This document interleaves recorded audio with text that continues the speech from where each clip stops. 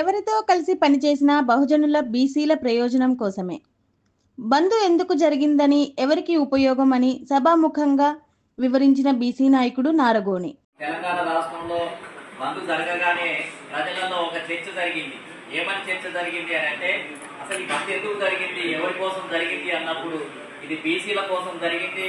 స్థానిక సంస్థలలో రిజర్వేషన్లు అమలు కానటువంటి పరిస్థితి ఏర్పడ్డది అని తెలిసినప్పుడే ఈ బంద్ మొత్తం ఏంటంటే ప్రజల్లోకి వెళ్ళిపోయింది. అప్పుడు మన బీసీ సమాజం కింది పొరలలో ఉన్నటువంటి ప్రజానీకానికి నాయకత్వానికి కూడా ఇది తెలిసి మొత్తం ఏంటిది అని అంటే దీని ఎడల నిజంగానే ఇంత అన్యాయం జరుగుతుందా, ఇన్ని మోసాలు జరుగుతున్నాయా, ఇన్ని సంవత్సరాలు ఇన్ని రకాలుగా మనకు అన్యాయం జరిగిందా అనేది ఇప్పుడు ప్రజలకు తెలవటానికి ఆస్కారం ఏర్పడింది.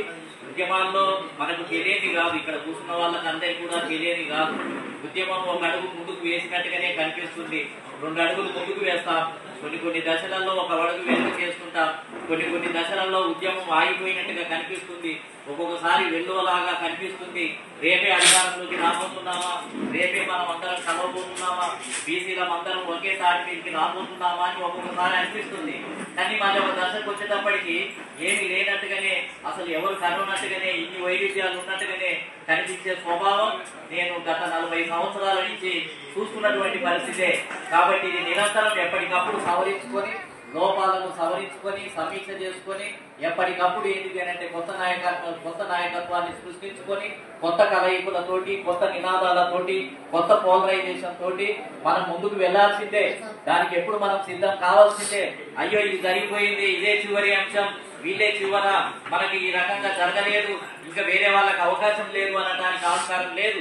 ఈ వ్యవస్థలో ఎవరైనా పంచాలు విసుకోవచ్చు, ఎవరైనా పార్టీలు పెట్టుకోవచ్చు, ఎవరైనా మొత్తం ఏంటిది అని అంటే ఐక్య సంఘటనలు కట్టవచ్చు, ఎవరైనా బంధుకు పిలిపియవచ్చు, ఎవరైనా కూడా ఏంటిది అని అంటే ఈ రాష్ట్రాన్ని స్తంభింపజేసే స్వేచ్ఛ, ప్రజాస్వామ్యం ఈ రాష్ట్రంలో ఉంది. కాబట్టి ఇంట్లో ఎవరు ఆపడం లేదు. ఒక సంఘటనతోటి ఒక కార్యక్రమాన్ని చేపడితే లోపాలు ఉంటాయి. లోపాలు ఉన్నంత మాత్రాన ఇంకా జరిగిన దాన్ని వదిలిపెట్టేసి లోపాలను పట్టుకుని, వాళ్ళు చేసినటువంటి నాయకులను పట్టుకుని తిట్టే కార్యక్రమమే కొంతమంది మొదలు పెట్టుకుంటే అదెక్కడ సాధ్యం అవుతుంది? అదేం పద్ధతి? అది ఏమన్నా పాజిటివ్గా ఉంటే మీరు చేసి పెట్టండి, మనకేం అభ్యంతరం లేదు, ఎవరు ఆపే పరిస్థితి లేదు. కాబట్టి మాకు జరగదు ఇది అయిపోతుంది అని కొంతమంది ప్రచారం చేశారు, కొంతమంది పాల్గొనటానికే ఇష్టపడలేదు, కొంతమంది ఇంకో రకంగా మాట్లాడారు. ఎందుకు ఇది అంత మౌనంగా ఉంటే సరిపోతుంది కదా. కొన్ని విషయాల్లో కొన్ని మనకు నచ్చకపోతే ఆ మేరకు మౌనంగా ఉంటే ఆ కార్యక్రమం జరిగిపోతుంది. తర్వాత పునరేకీకరణ ఎట్లా జరుగుతుంది, ఏం జరుగుతుంది అనేది మళ్ళీ మొదలవుతుంది. కొంతమంది దానికి బ్యాలెన్స్ ఏర్పడడానికి అవకాశం ఉంది. మనందరికీ తెలిసిందే కదా. ఇలా బీసీ సంఘాల గురించి కొత్తగా చెప్పుకునేది ఏముంది, బీసీ నాయకుల గురించి కొత్తగా చెప్పుకునేది ఏముంది. కొన్నిసార్లు మనకు తెలియకుండానే బీసీ ప్రయోజనాల కంటే కూడా పార్టీ ప్రయోజనాలనే ఎక్కువ అని చెప్పి భావించి ఆయా పార్టీల దగ్గర చేరినటువంటి వాళ్ళను మనం చూడటం లేదా. ఆయా పార్టీల దగ్గర చాలా సంవత్సరాలు ఉండి వాటి గురించే, వాటి గొప్పతనాన్ని పొగుడుకుంటూ, వాటిని కీర్తిస్తూ తిరిగినటువంటి నాయకులను ఎంతమంది చూడలేదు. ఇదేమన్నా మన కొత్తనా? ఇది ఈ 2 రాష్ట్రాల్లో నేను ఏదైతే మా మురళీధరరావు కమిషన్ 1986 నుంచి కమ్యూనిస్ట్ ఉద్యమం నుంచి బయటకు వచ్చినప్పటి నుంచి చూస్తున్నాను. మేమందరం అప్పుడు అనుకునేది మొత్తం అన్ని పార్టీలు కూడా అగ్రవర్ణాల ఆధిపత్యంతో ఉన్నాయి. ఏది అని వెతికినప్పుడు ఉత్తర భారతదేశంలో బహుజన్ సమాజ్ పార్టీ కనిపించింది మాకు. దాని గురించి చూసినప్పుడు ఇది 85% మేము, 15% అగ్రకులాలు, వీళ్ళే పరిపాలిస్తారని సింహగర్జన చేస్తుంటే వెంటనే ఏంటిది అంటే 25 మందిని శంకర్ గౌడ్, సుందరయ్య యాదవ్, బిఎస్ఏ స్వామి, కొజ్జా తారకం ఇలాంటి వాళ్ళు 25 మందిని ఏపీ ఎక్స్ప్రెస్ ఎక్కి ఢిల్లీకి పోయి అలాంటి పార్టీ మనకుంది, ఇది తీసుకొచ్చి ఇక్కడ దీన్ని ఏంటిది అని అంటే ప్రారంభిద్దాము అని ఒక కార్యక్రమాన్ని ప్రారంభించాం. బిఎస్పీలో శంకర్ గౌడ్, నేను 148 ఎమ్మెల్యే టికెట్లు బీసీలకు ఇప్పించాం. ఎందుకు? సమానత్వం కోసమే. సమానత్వమే కావాలి, దేశంలో కొన్ని కులాలే పరిపాలిస్తున్నాయి అనేది.